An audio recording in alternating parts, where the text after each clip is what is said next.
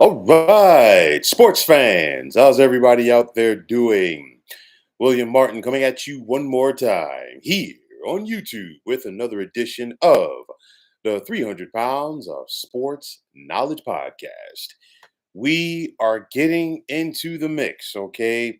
Only a couple of weeks remain between now and the start of the 2024 college football season. And as promised, I told you I was going to be talking conference by conference about things. Last night, it was a top 25. Now we are starting to get into the meat and potatoes, if you will. And right now, I'm going to be talking about the Big Ten.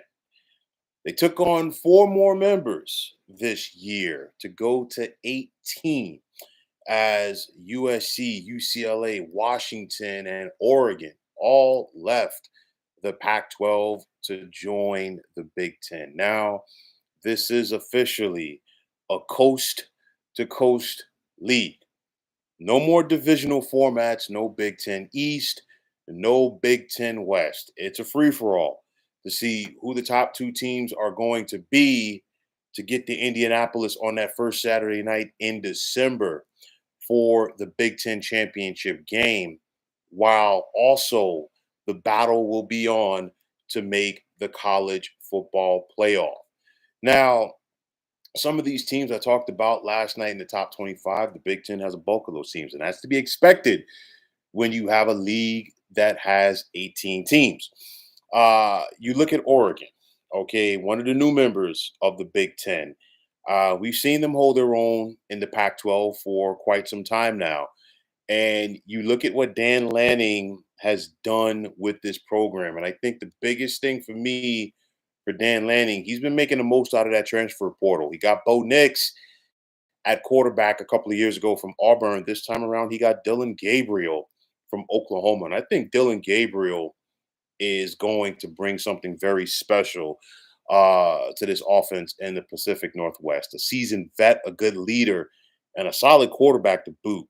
I love the way that Oregon runs the football, which means that they're going to protect Gabriel with the likes of Jordan James and Noah Whittington. You got some quality wide receivers in Tez Johnson and others, and then keep an eye out for Jeffrey Bassa, the senior linebacker, who is one of 8 senior defensive starters for the Ducks. I'll tell you like this: some games to keep an eye on for Oregon. October the 12th, they welcome Ohio State to Eugene. That is going to be big. And then the month of November has Oregon traveling to take on two of the Big Ten heavyweights over the years. They're at Michigan on the 2nd of November, and then they're at Camp Randall on the 16th of November to take on Wisconsin. And I'll tell you like this: those two games with Ohio State and Michigan, if you're Oregon, they're going to go a long way in determining not only who wins the Big Ten, but then also who gets to the college football playoff. And then speaking of those Buckeyes, um, when you go to Ohio State, you go there to contend for Big Ten championships and national championships. Okay, that's just the name of the game. The folks there, they love what Ryan Day does, but it just comes down to what he's been unable to do the last 3 years on Thanksgiving weekend, which is beat Michigan. And of course, for the most part, that has prevented Ohio State from getting to the playoffs, with the exception of 1 year. But of course, no more Jim Harbaugh at Michigan. So maybe this is a year for Ohio State to get back to the Big Ten championship game. A lot of changes for this team as Ohio State has really made the most out of this transfer portal. Coaches and players alike. They got Chip Kelly to leave UCLA as a head coach to be their offensive coordinator there. And it's one of those where we knew that Chip Kelly was coming to the Big Ten, but everybody, most of us at least, expected him to still be the head coach at UCLA. Nonetheless, you get former K-State quarterback Will Howard to transfer. Now he's going to be wearing the scarlet and gray. You get former Ole Miss running back Quinshawn Judkins, a team with Travion Henderson, and then following the surprising retirement of Nick Saban, the all-world free safety Caleb Downs left Tuscaloosa to come to Columbus. So this Ohio State team, they're talented, they're loaded, okay, and they are once again going to be in the mix to win the Big Ten. I talked about that contest with Oregon on the 12th. Of course, finishing at home in the horseshoe with the Wolverines, and then a trip on November 2nd to Happy Valley to take on Penn State. Now, you look at Iowa, and 2 out of the last 3 years, they got to the Big Ten championship game. Of course, they benefited from being in the Big Ten West. It's going to be different this year. No more divisional format. So let's see how the Hawkeyes take care of their business in this expanded league. Like I said, Iowa is always going to play top-notch defense under Kirk Ferentz. It's their offense that is the issue. Will they be able to get enough offense to hang with the big boys in the Big Ten? We have to wait, and we will wait and see once the season begins. You look at Michigan. And, a lot of changes for Michigan. Sharon Moore has taken over for Jim Harbaugh.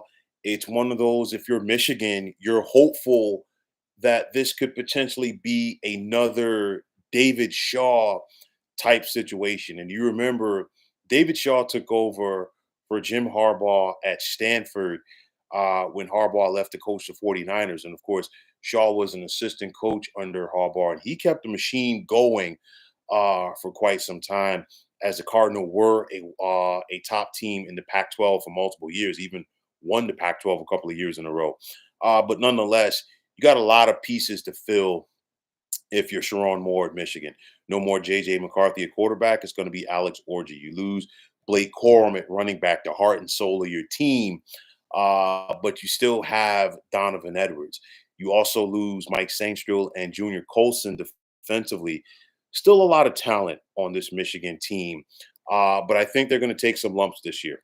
They're going to be good. I just don't think they're going to be 2023 good. Big difference right there. Another new member of the Big Ten, the Trojans of Southern California. They're breaking in a new quarterback as well in Miller Moss. And of course, we saw Miller Moss tear it up last year in the Holiday Bowl in place of Caleb Williams. We know that Lincoln Riley is going to put up points. He's done it at Oklahoma. And of course, he's doing it at USC. It comes down to this defense. 7 seniors projected to be starters for the men of Troy. You bring in former UCLA defensive coordinator D'Anton Lynn to try to fix a Trojans defense that was one of the worst in the nation last year. That's going to be the big thing for USC as they look to get adjusted to life in the Big Ten. You can basically pencil in James Franklin's Penn State Nittany Lions for 10 wins every single year. The bugaboo for them, of course, has been playing in the Big Ten East, and they have been unable to consistently beat Michigan and Ohio State. Of course, no more divisional format, but with that said, will that allow Penn State to either get to the Big Ten championship game or possibly get to the playoff? Penn State's going to play quality defense. I know that they lost defensive coordinator Manny Diaz, and he's taking over at Duke right now, but you still got some talent on that side of the football. Running wise, Penn State always has explosive running backs, and I think that's going to be once again the case this year with Katron Allen. And can Drew Aller, who, after having a solid first year as Penn State's quarterback, elevate his game? That's going to be a big thing for the Nittany Lions. Now, you look at Wisconsin, and it was an up and down year last year for first year head coach Luke Fickell. They still were 7-6. Okay, they got to a bowl game, and I think piece by piece, Luke Fickell is building his type of team in Madison. You bring in former Miami quarterback Tyler Van Dyke. You've got some talent on defense, and that's one thing about Wisconsin. They always have a solid defense. You got a potential all Big Ten candidate and senior strong safety Hunter Waller. Also, keep an eye on linebacker Jake Chaney, and that's one thing that the Badgers program has been predicated by for years. It's been their linebacking play. For Wisconsin, they've got some very interesting games this year. They host Alabama on the 14th of September. They're at USC on the 28th of September. That's going to be interesting right there. They host Penn State at the end of October, and then for the month of November at Iowa, November 2nd, and then they host Oregon, which could be a critical game on the 16th of November. You look at the Fighting Illini of Illinois, and they've been up and down under head coach Brett Bielema. They took a step back last year, going 5-7. But I want to see how the Illini respond. What is he going to be able to get out of junior quarterback Luke Altmaier? That's going to be a big thing going forward for Illinois as they look to get back on the right side of things and be one of the top tier teams in the Big Ten. Another team in that category, you look at Maryland. They've basically, for the most part, they've just flown under the radar since joining the Big Ten. But Mike Loxley will continuously get this team 7 or 8 wins. Can he do it again this year with the squad? We have to wait and see. For Nebraska, okay, you look at head coach Matt Rule. He's been known to do the turnaround. He did it at Temple and he did it at Baylor. Last year, it looked like Nebraska was going to be bowl eligible until things came apart in the second half of the season. But there's a lot of hype for the Huskers coming into the season, most notably for freshman quarterback Dylan Raiola. Will he be able to live up to the hype? That's going to be the big thing. Of course, if that name sounds familiar, his father Dominic was an All American center at Nebraska before going on to an NFL career with the Lions. 4 seniors on this offensive line for the Huskers. That's going to be big as you look to protect this youngster at quarterback. Nebraska's got to get better defensively, okay? And they've got to get back to that black shirts mentality. And we've been saying that for quite some time now. But nonetheless, you look at Nebraska last year, their top 2 tacklers were defensive backs. That is never a good thing, but you do have some experience on that side of the football this year in Lincoln as 8 seniors are going to be starting. So it's going to be interesting to see how Nebraska can navigate their way through the Big Ten. They've got Colorado out of the Big 12 on the 7th of September, and they got that game at home. But the road could be tough within the conference for Nebraska. They're at Ohio State in October, and then in November, they're at USC, and they're also at Iowa. Another newcomer to the Big Ten, you got the Washington Huskies, and this is going to be a transition year for UW. We saw them get to the national championship game last year. They got blown out by Michigan. And then, of course, they lost their head coach a couple of days later, Kalen DeBoer, to Alabama. A lot of talent from that Huskies team is now in the National Football League. But then Washington turned to former Arizona head coach Jed Fish to try to keep things going. I think this is going to be a transition year for the Huskies, like I said. Of course, you lose quarterback Michael Penix Jr. He's in the NFL with the Falcons, but you bring in former Mississippi State quarterback Will Rogers. Also, keep an eye out for senior middle linebacker Carson Bruner. For the Huskies, I think it's going to be up and down. They're going to take their lumps, but I think they're still going to be very formidable. I'm looking forward to that game on October 5th. Of course, the rematch with Michigan. They get the Wolverines coming to Seattle. But nonetheless, a lot of parties have changed or are not there for both sides from last year's squad. But nonetheless, the Huskies are going to have their work cut out for them this year. For Michigan State, you know, they're a long time staple in the Big Ten, but they've got themselves a new head coach, somebody else from the Pac 12, and former Oregon State head coach, Jonathan Smith. Of course, things fell apart for the Spartans last year. We're really not going to touch on that, but nonetheless, I think Jonathan Smith is the right guy to get things turned around in East Lansing. Brought over quarterback Aiden Childs with him from Corvallis, and you know it's one of those. Let's see what he can do while he plays for Michigan State this year. Keep an eye out for junior running back Nate Carter. But again, like I said, Michigan State to me, this is a transition year, but they in the second half of the season, I think they are going to be better than they were in the first. For Rutgers, how are they going to be able to hold up in the expanded Big Ten? We saw the Scarlet Knights go 7-6 last year, but all 6 of their losses came within the conference. For head coach Greg Schiano, he gets former Minnesota quarterback Ethan Kaliakmanis, to run his offense. You've got some talent on the defensive side of the football. Big thing for Rutgers this year, since they are no longer in the Big Ten East, they don't have to worry about having to face Michigan, Penn State, and Ohio State. And that's going to be big for the Scarlet Knights going forward. For Purdue, we know that 2023 was difficult for them on the gridiron as they went 4-8, but they were able to finish on a positive note. They won 2 out of their last 3.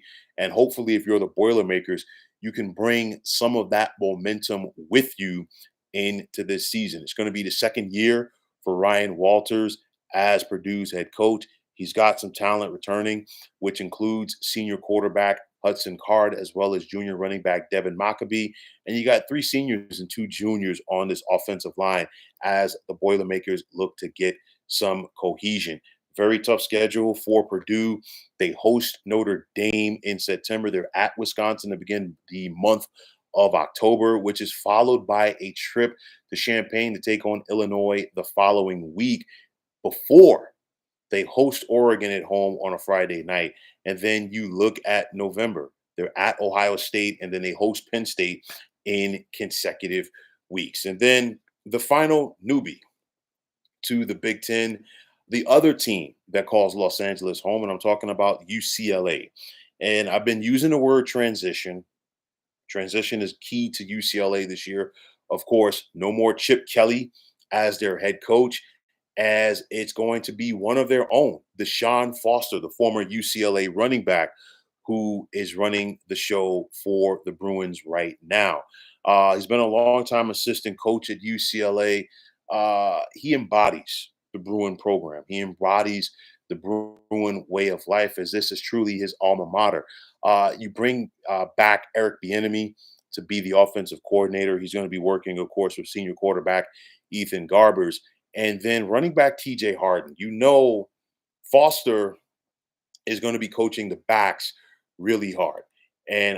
For me, it's one of those. I think I really do expect the Bruins to get their ground game going if they're going to be a factor. Of course, they lost defensive coordinator Deanton Lynn to USC, and of course, the Bruins were 10th in the nation last year in defense.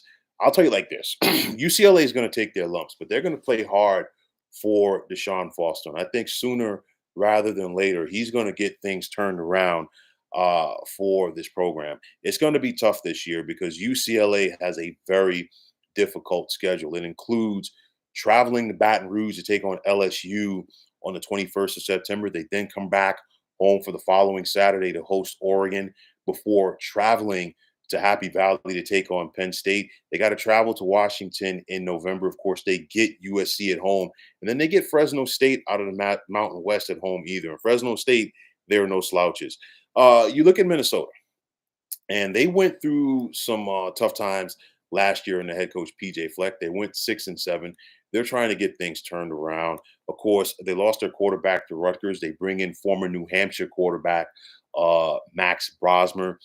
There's some talent on this team, but is it going to be enough talent to make the Golden Gophers relevant? That's going to be the biggest thing right there. You look at Northwestern. I mean, it's been a little topsy turvy in Evanston. We saw them go 8-5 in 2022, only to just win a single game in 20. Pardon me. They won one game in 2022, and then they turned it around to go 8-5 last year. Excuse me. But you know that turnaround saw David Braun get the full-time job, and it's one of those.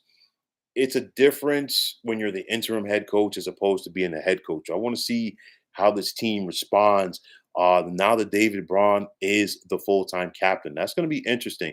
I will say this about Northwestern.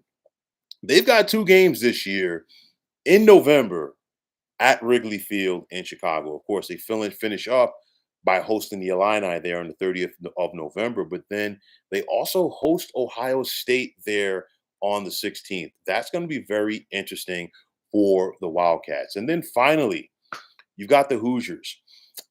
Indiana, they've just gone 9-27 over the last 3 years. They've got themselves a new head coach now in Kurt Signetti, the former James Madison head coach, as he looks to turn things around in Bloomington.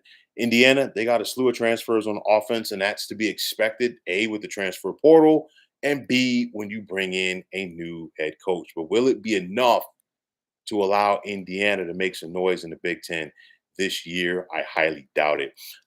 So I think when it comes down to the teams that have the legit impact to go out there and potentially win this conference, I like Oregon's chances. I like Ohio State's chances. If Iowa had a better offense, I would put them in that mix. Like I said, I think Michigan takes a step back this year. USC, I think they're going to be contenders, but how is their defense going to hold up? And then I like Penn State's chances as well. But when it's all said and done, I think the two teams that are going to get to Indy for the championship game in December, I like Oregon with Dylan Gabriel at quarterback, and I like what Ohio State has done. And I really think um, the Buckeyes are going to be extra motivated this year. A, because they just saw Michigan win the national championship. B, because they've lost to Michigan 3 years in a row and they're tired of hearing about it. And C, it's one of those where with Michigan not having Harbaugh anymore and they've lost some talent on that team, I think this is Ohio State's chance to really get back to where they want to be. And it's not just the additions that the Buckeyes have made, it's the impact players. Quinshawn Judkins, you think of what he has done carrying the football at Ole Miss. We know about the potential of safety Caleb Downs, and then you bring in an offensive coordinator with the mind like Chip Kelly.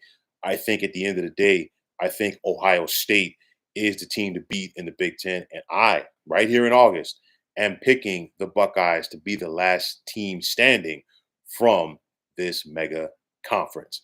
So, folks, that is going to wrap it up. And as always, I want to take this time out to thank all of you for tuning into the 300 Pounds of Sports Knowledge podcast here on YouTube. I want to take this time out to thank all of you fine folks out there for tuning in. And if you haven't already, please feel free to subscribe to this channel. Now, if you are on the X, formerly known as Twitter, please feel free to follow me at 300 Pounds of Sports. And like I always say, if you follow me, it'll be my pleasure to follow you right back. There's also the sports discussion group on Facebook at the Sports Depot 365. Now you can check it out. Drop a line to be a part of one of the better sports debating sites going on social media. And like I said, the month of August is all about the upcoming college football campaign as well as the upcoming season in the National Football League. Tonight, it was the Big Ten. Be sure to check out this channel tomorrow as I talk about the Southeastern Conference. So, folks, that is going to wrap it up. And as always, I'm William Martin signing off and saying thanks once again for tuning into the 300 Pounds of Sports Knowledge podcast here on YouTube. Be well, everybody.